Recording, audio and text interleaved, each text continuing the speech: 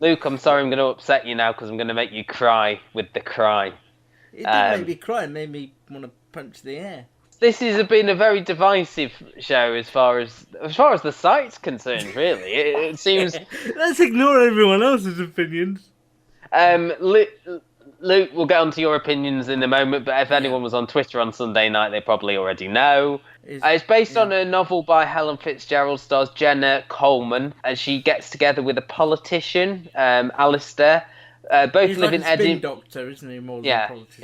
yeah. They live in Edinburgh, but he's from Australia originally. When he first meets Joanna, he's married with a child. They take off, and he then takes up with Joanna, and they have a baby together. He decides he wants to go to Australia to sort of fight for custody of his daughter. And while they're in Australia, Joanna and Alistair, their baby goes missing, and there's theories about what happened to it. Is it to do with her neglect, or did something more sinister happen? Hmm. The big bone of contention with this is that it's sort of split up, and the timeline goes all over the place.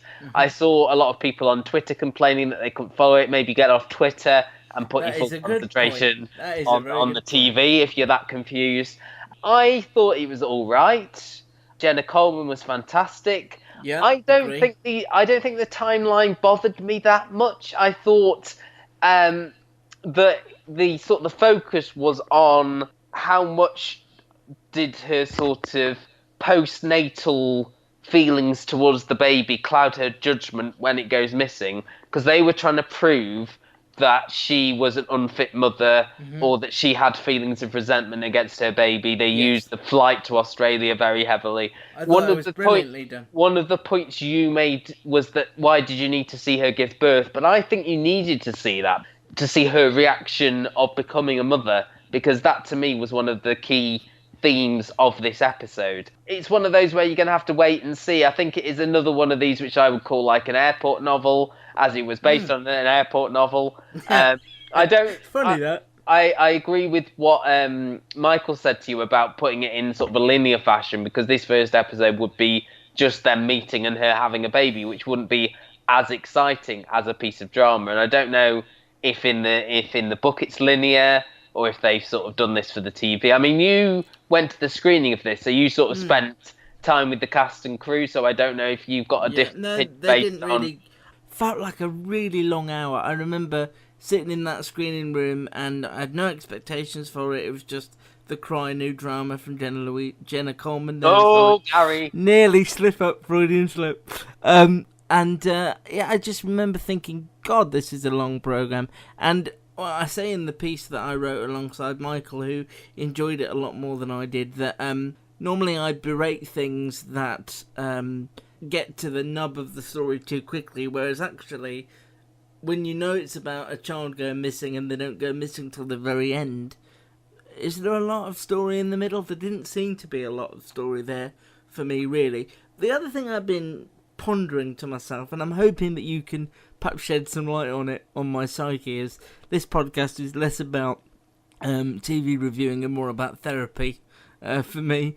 Since I wrote this the piece on the website and responded to Michael's opinions on it, why did I struggle with this but have no issue with sharp objects? I don't know, Luke. I disagree with you that it felt like a long hour. I Oh, thought it was well paced.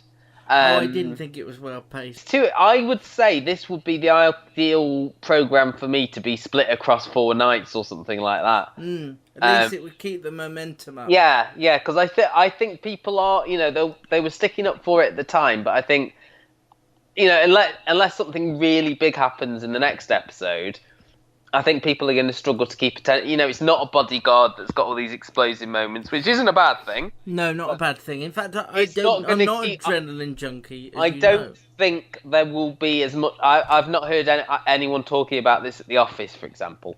I honestly don't know why you had an issue with this and not sharp objects. I think for me it was because it seemed like You used the word smug on Twitter. Yeah, it does seem it did come. In what way? Smug. In what way? Because it could have told the same story in a linear fashion. But I've just explained to you why that would have been a bad idea. Yeah, but if you gave me all those scenes and had me put it in the right order, it wouldn't have been bad drama. You know, if it had ended with, say, her giving birth, if it was just them meeting and... No, it would.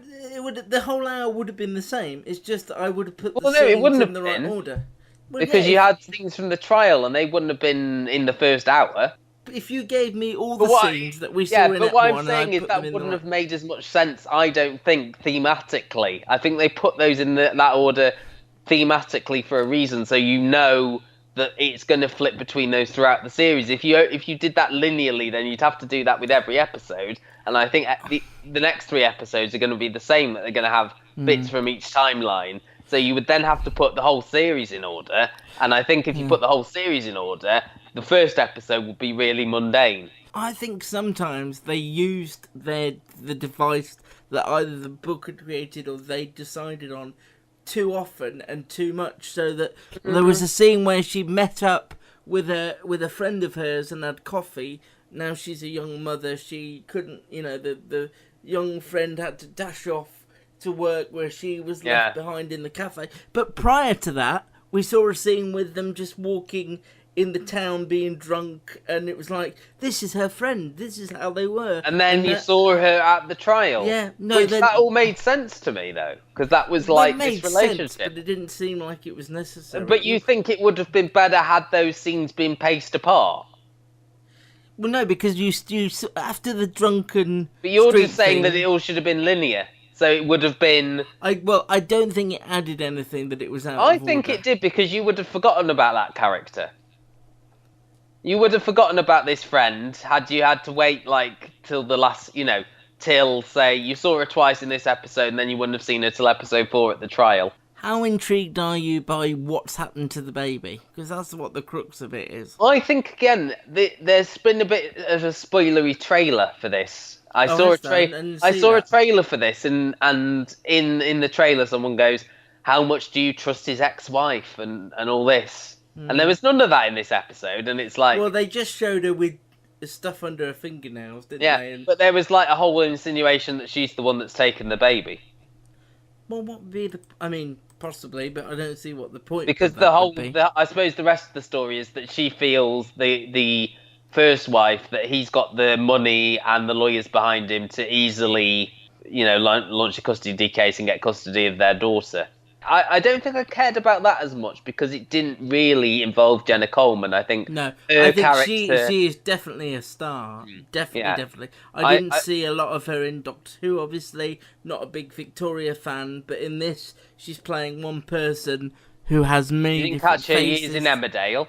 I did see her in Waterloo Road all those years ago, but I don't think it gave her a chance to shine quite like this did. But she's playing a character with many different faces. Thought she did it brilliantly and was really engaged. I thought the plane scene was probably the best thing about it, because you could just imagine the claustrophobia and the fact that other passengers were getting snarked by the baby crying and all the stuff. I worry actually now that the baby presumably isn't in the picture, although like you say, we'll probably see them in a different timeline, that it might lose something. I don't know. But maybe when they flew, they got stuck in that turbulence and they got manifested, or the baby got manifested. Oh, God. So the baby's probably 11. Maybe the baby is the daughter. No, because the baby was definitely a boy because it was called Noah. Ah, okay. Unless that is the start of But then there's Miley Cyrus's sister Noah. True. Oh, you've opened a whole... See, now, I told you, you make me see things from a different way. I love the cry now, says Luke. Yeah.